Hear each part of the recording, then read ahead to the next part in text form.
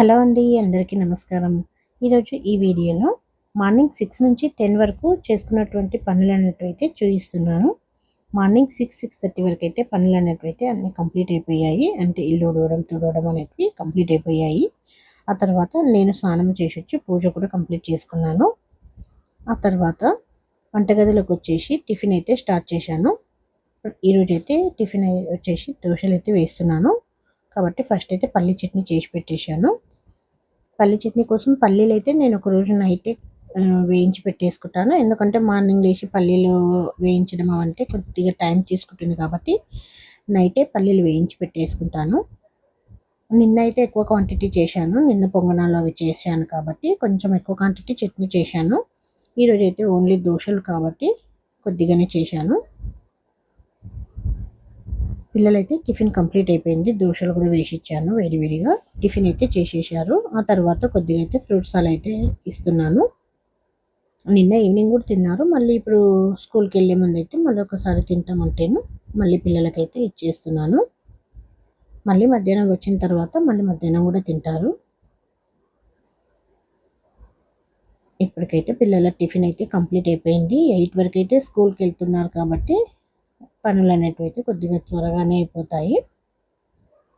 వీళ్ళు వెళ్ళిన తర్వాత నేను టిఫిన్ చేసేసి ఉన్న అంట్లన్నీ కడిగేసిన తర్వాత వంట అయితే స్టార్ట్ చేశాను. మధ్యాహ్నం లంచ్లోకి నేను వెంబడి అయితే వంట అయితే ఏం పెట్టేసుకోను. నేను టిఫిన్ చేసిన తర్వాతనే మళ్ళీ వంట అయితే స్టార్ట్ చేస్తాను. పిల్లలైతే స్కూల్కి వెళ్ళారు. ఆ తర్వాత నేను కూడా దోశలు అయితే వేసుకొని తిన్నాను. దోశలు తిన్న తర్వాత టీ అయితే పెట్టుకున్నాను. నేను మార్నింగ్ అయితే టీ తాగను. టిఫిన్ చేసిన తర్వాతనే టీ తాగుతాను. ఇప్పుడు టీ పెట్టుకున్నాను. ఇంకో స్టవ్ పైన అయితే ఎగ్స్ అయితే బాయిల్ చేసుకుంటున్నాను. కుక్కర్లో పెట్టేశాను. ఒక 2-3 విజిల్స్కి అయితే కంప్లీట్ అయిపోతాయి. అంటే ఎగ్స్ సిమ్లోనే పెట్టి ఉడకబెట్టుకోవాలి. ఎగ్స్ అయితే ఉడికిపోయాయి. ఆ తర్వాత అంట్లు కూడా ఉన్నాయి. ఇప్పుడు టిఫిన్ చేసినవన్నీ అయితే అంట్లు పడ్డాయి కదా, అవి కూడా కడిగేసుకోవాలి. అంట్లయితే కడిగేసుకున్నాను. ఆ తర్వాత స్టవ్ మొత్తం క్లీన్ చేసుకున్నాను. అట్లాగే కౌంటర్ టాప్ అంతా క్లీన్ చేసుకున్నాను. ఎగ్స్ కూడా ఉడికిపోయాయి. ఎగ్స్ అయితే కొద్దిగా చల్లార్చడానికి దానిపైన ఉన్న క్యాప్ తీసి పక్కకైతే పెట్టేశాను. ఆ తర్వాత కర్రీ కోసం అయితే ఫస్ట్ అయితే ఒక 2 ఉల్లిగడ్డలు తీసుకొని కట్ చేసుకుంటున్నాను. మనకు కొద్దిగా కర్రీ ఎక్కువగా కావాలంటే ఒక ఉల్లిపాయ 2 కానీ 3 కానీ అలా ఎక్కువ మోతాదులో కూడా చేసుకోవచ్చు. మనకు కర్రీ ఎంత కావాలనేది చూసి మనం ఉల్లిగడ్డలు అనేది తీసుకోవాలి. అలాగే దీనిలో ఎండు కొబ్బరి కూడా వేస్తారు. ఎండు కొబ్బరి తీసుకొని ఫస్ట్ కొద్దిసేపు అయితే వేయించాలి. వేయించి అది మిక్సీ పట్టుకోవాలి. నా దగ్గర ఆల్రెడీ చేసి పెట్టుకున్నది ఉంది కాబట్టి నేనైతే ఎండు కొబ్బరి అయితే ఇప్పుడైతే ఏం కాల్చడం లేదు, వేయించడం లేదు. ఫస్ట్ అయితే ఒక బాండి పెట్టేసుకొని దానిలో కొద్దిగా జీలకర్ర మెంతులు అయితే వేసుకోవాలి. జీలకర్ర ఎక్కువ వేసుకున్నా పర్లేదు, మెంతులు అయితే కొద్దిగా వేసుకోవాలి. అవి కొద్దిగా వేయించిన తర్వాత పక్కకు తీసి పెట్టేసుకొని ఉల్లిగడ్డలు అయితే వేసి వేయించాలి. ఇవి మొత్తం కలర్ చేంజ్ అయ్యే వరకు అయితే వేయిస్తూ ఉండాలి. ఇలా కలర్ చేంజ్ అయ్యే వరకు ఇలా అన్ని వేయించి అది చల్లారిన తర్వాత ఉల్లిగడ్డ మిక్సీకి అయితే పట్టేస్తున్నాను. ఫస్ట్ జీలకర్ర మెంతులు అయితే వేయించుకున్నాను కదండి, అవి వేసాను. తర్వాత ఉల్లిగడ్డలు అయితే వేస్తున్నాను. కొద్దిగా చల్లారిన తర్వాతనే వేస్తున్నాను. ఆ తర్వాత కొబ్బరి పొడి అయితే నేను చేసి పెట్టేసుకున్నాను అన్నాను కదండి, అదైతే టప్పర్వేర్ బాక్స్లో అయితే తీసి నేను ఫ్రిడ్జ్లో పెట్టుకుంటాను. ఒక నెల వరకు అయితే వస్తూ ఉంటుంది.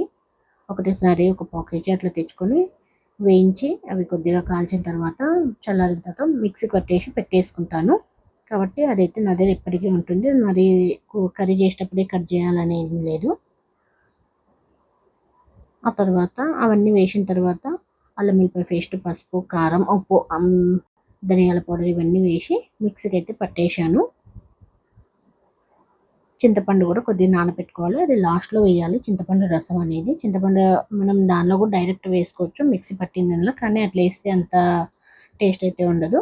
లాస్ట్లో కొద్దిగా వేస్తే బాగుంటుంది రసం. ఆ తర్వాత ఒక బోగండి పెట్టేసుకొని దానిలో కొద్దిగా ఆయిల్ వేయాలి, కొద్దిగా జీలకర్ర వేయాలి. జీలకర్ర వేయించిన తర్వాత కొద్దిగా వేగాక తర్వాత దీనికి ఆయిల్ ఎక్కువనే పడుతుంది, కొద్దిగా ఎక్కువనే వేసుకున్నాను నేను. ఆ తర్వాత మనం ఇంతసేపు పేస్ట్ చేసి పెట్టేసుకున్న మిశ్రమం అయితే దీనిలో వేసేయాలి. ఇది ఆయిల్ మొత్తం పైకొచ్చే వరకు సిమ్లో పెట్టేసి వేయించాలి. ఇలా ఇది వేగిన తర్వాత మనకు కావాల్సినంత వాటర్ అయితే వేసుకోవాలి. ఒక 5 మినిట్స్ 10 మినిట్స్ అయితే సిమ్లో పెట్టేసి అదైతే వేయించాలి. ఫస్ట్ మనం వేసినది మిశ్రమం. ఆ తర్వాత మనకి ఎంతైతే వాటర్ కావాలో మనం ఒకవేళ చిక్కగా ఉండాలంటే కొద్దిగా వేసుకోవచ్చు నీళ్ళు. లేదు కొద్దిగా మనకు నీళ్ళలానే ఉండాలి అంటే కొద్దిగా ఎక్కువ వేసుకోవాలి. అలా అది మనం వాటర్ వేసిన తర్వాత అది బాగా మసలేటప్పుడు బాగా ఉడికేటప్పుడు చింతపండు వాటర్ అయితే వెయ్యాలి. కొద్దిగానే వెయ్యాలి, ఎక్కువైతే వేయొద్దు చింతపండు రసం. ఆ చింతపండు రసం వేసిన తర్వాత అది కొద్దిసేపు ఉడికిన తర్వాత ఎగ్స్ అయితే వేయాలి. ఎగ్స్ వేసిన ఒక 5 మినిట్స్‌కి మనం బంద్ చేసేయాలి. స్టవ్ అయితే కట్ చేయాలి. ఎక్కువసేపు అయితే మనం ఎగ్స్ వేసిన తర్వాత ఎక్కువసేపు అయితే మసలపెట్టొద్దు. ఒక 5 మినిట్స్ అలా మసలపెట్టేసి ఒక పొంగు వచ్చిన తర్వాత బంద్ చేసేయాలి. ఎందుకంటే అవి ఆల్రెడీ మనం ఎగ్స్ ఉడకబెట్టి ఉన్నాయి కాబట్టి ఎగ్స్ వేసిన తర్వాత ఎక్కువసేపు అవసరమే ఉండదు.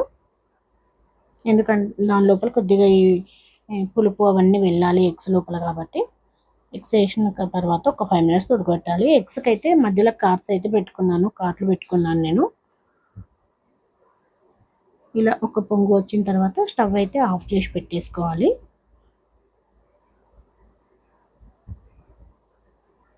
మనం ఇది బంద్ చేసిన తర్వాత ఆయిల్ అనేది మొత్తం పైకైతే వచ్చేస్తుంది.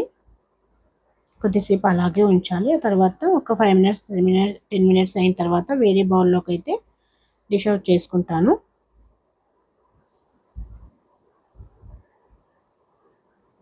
ఇలా కొద్దిసేపు అయితే వదిలిపెట్టాలి.